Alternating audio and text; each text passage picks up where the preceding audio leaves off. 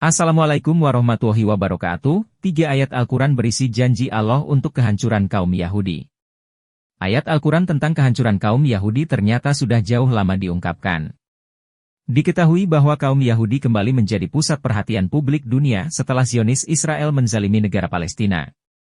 Namun di balik perjalanan kaum Yahudi, ada 3 janji Allah Subhanahu wa Ta'ala tentang kehancuran mereka. 2 janji sudah terpenuhi dan 1 lagi sepertinya segera dibayar. Berikut ini penjelasannya dalam kitab suci Al-Quran.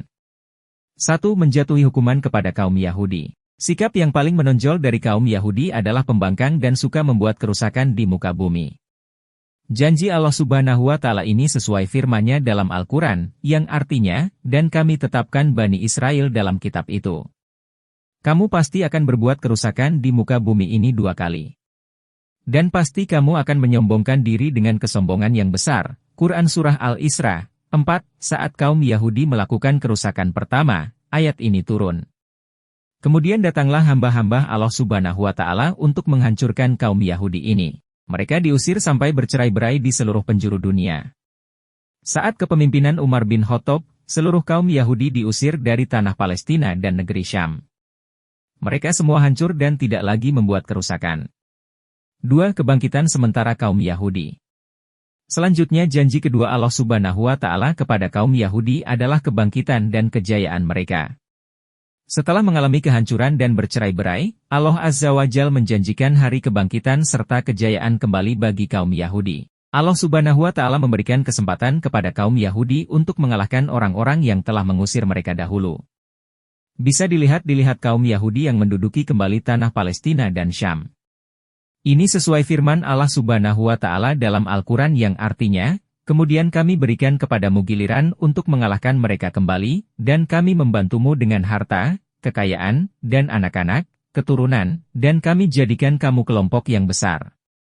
Quran Surah Al-Isra 6, janji kedua Allah Subhanahu wa Ta'ala ini sudah terpenuhi. Buktinya, kemajuan ekonomi dan politik kaum Yahudi sangat luar biasa. Namun, mereka kembali menyombongkan diri, dan kembali membuat kerusakan di muka bumi. Nyaris seluruh kekuatan militer negara barat mendukung Yahudi. Tapi janji kedua yang sudah terjadi itu tidak akan lama, sebab janji ketiga akan dibayar. 3. Kehancuran lagi kaum Yahudi. Lantas, apa janji ketiga Allah Subhanahu wa Ta'ala itu?